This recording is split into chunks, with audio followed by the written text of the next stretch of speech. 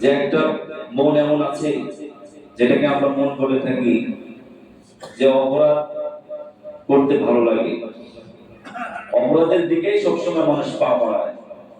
ভালো কাজ তার কাছে ভালো মনে হয় না, কোরআন তার কাছে ভালো লাগে না, ইসলাম তার কাছে ভালো লাগে না, আলেমদের কথা তাদের কাছে ভালো লাগে না। এরকম ব্যক্তিদের অন্তরকে কোরআনের ভাষায় বলা হয়েছে, যে অন্তরকে বলা হয়েছে নাফসুল আম্মারা। অর্থাৎ সবসময় সে খারাপের দিকে নিজেও থাকে, অপরকেও সে অপরাধের দিকে ডাকতে থাকে, আহ্বান করতে থাকে।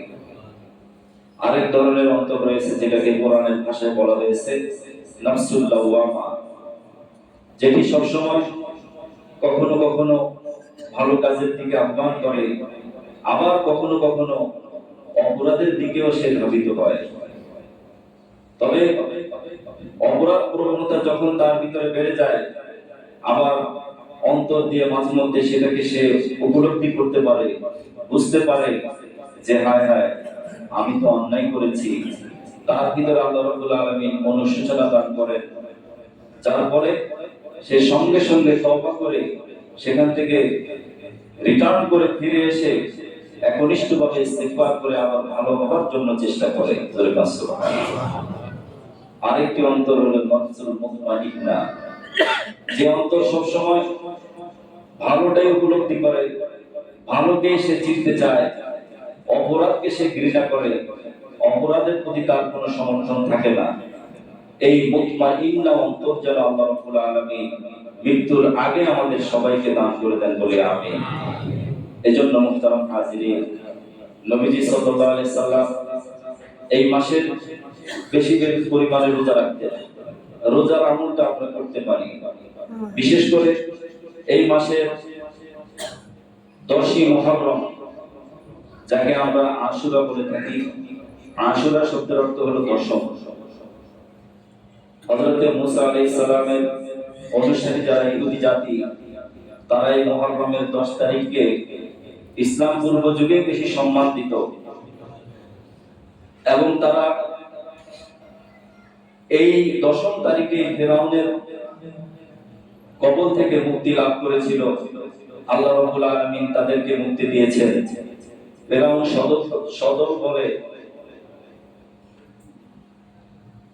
সমুদ্রে ডুবে মারা গেছে। আল্লাহ রাব্বুল আলামিন মুসা আলাইহিস সালাম এবং তার অনুসারীদেরকে বাঁচিয়ে দিয়েছেন। তো সাহাবীরা জিজ্ঞেস করলেন যে তোমরা এই দিনকে এত বেশি সম্মান করো। তারা বললেন যে আমরা শুকরিয়া আদায়, আমাদের নবী হযরত মুসা আলাইহিস সালাম রোজা রেখেছেন, আমরা এভাবে কৃতজ্ঞতা স্বরূপ এই দিন রোজা রাখি। প্রিয় নবী জনাব রাসূলুল্লাহ সাল্লাল্লাহু আলাইহি ওয়াসাল্লাম বললেন, নাহনু আহাব্বু বিমুসা বিনকুম। মুসা আলাইহিস সালামের একজন নবী, আমি একজন পয়গম্বর। অতএব তাকে অনুসরণের দিক দিয়ে তোমাদের চাইতে আমি বেশি হকদার, আমি বেশি উপযুক্ত। তিনি বললেন যে আমরা এই 10ম তারিখে রোজা রাখবো।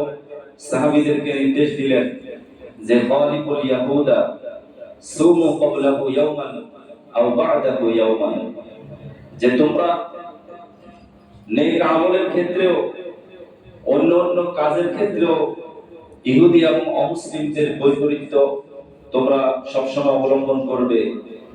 সাথে সাথে রোজা রাখার মতো একটি নেক আমল, সেখানে তোমরা ইহুদিদের মতো করবে না।